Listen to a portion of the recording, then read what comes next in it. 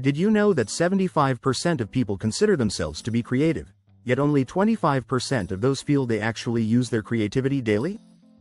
That's a shocking gap.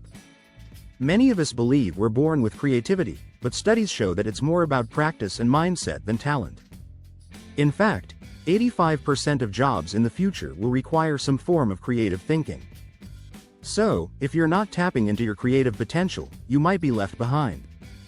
But here's the kicker. Your creativity might not be achieving what you want because of some hidden traps. This video will uncover the myths surrounding creativity and show you why you might be stuck in a rut. You'll learn why waiting for inspiration is a waste of time, how too much freedom can crush your ideas, and why overthinking might be your worst enemy. We'll also dive into how stepping out of your comfort zone can open up new creative paths and why filtering your ideas is key to making progress. Get ready to discover why your creativity isn't achieving what it could, and how to change that.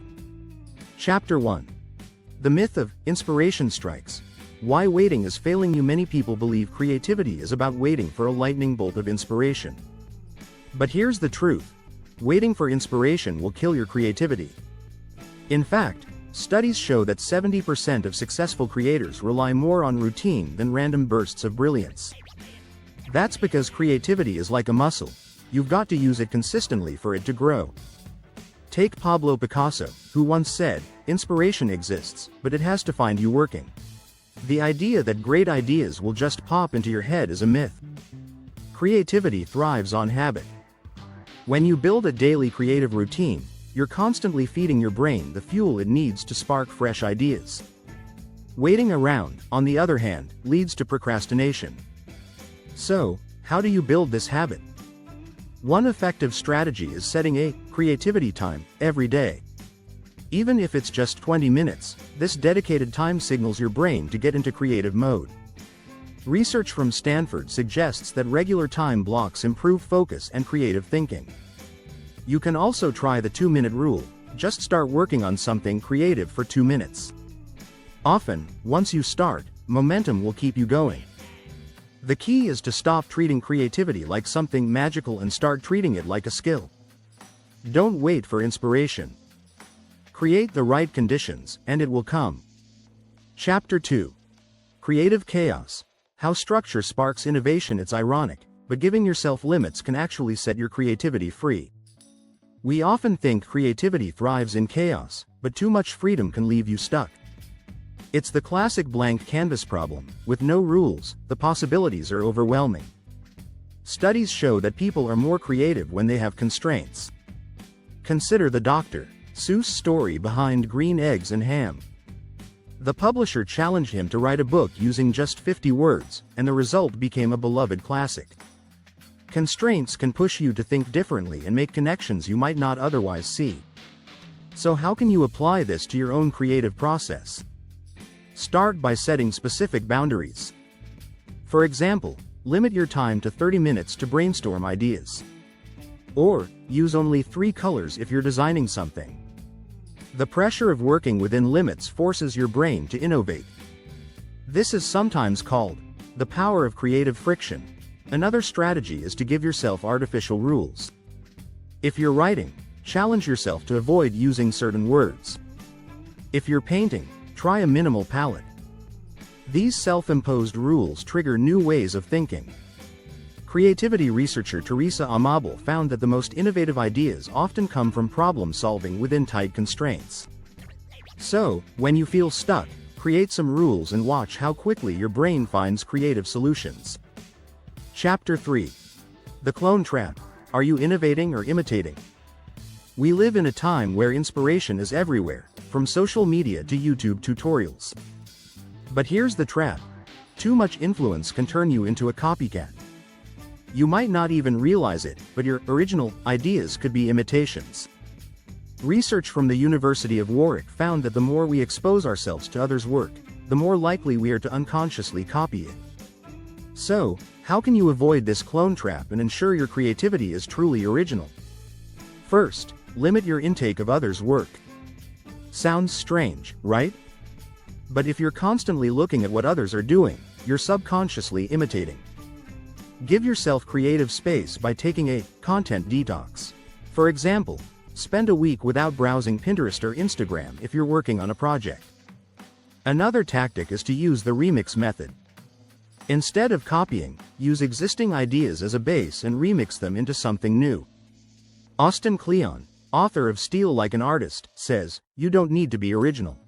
You just need to transform what already exists in a way that's uniquely yours." So if you see something you like, ask yourself, how can I change this to reflect my voice?